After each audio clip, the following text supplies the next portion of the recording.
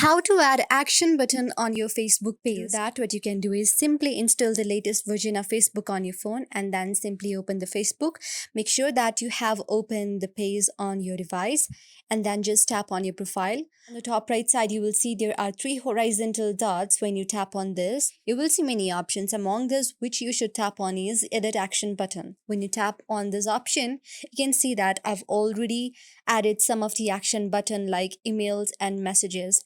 So to add other action buttons, what you can do is edit buttons. And for example, if you want people to just go on your video, if you have a YouTube channel, then you can simply tap on watch now. And when you select the option of watch now, you can simply paste the link of your website or app, and then when they, since I don't have any of the link of any YouTube videos copied, I can not paste it right here. But if you have copied any link, then simply paste it on the watch now option and then tap on the save button. If you have done so, then surely the action button will be visible on your page. And yes, this is how you do it. I hope this video helped you. If you liked our video, then please do subscribe our channel.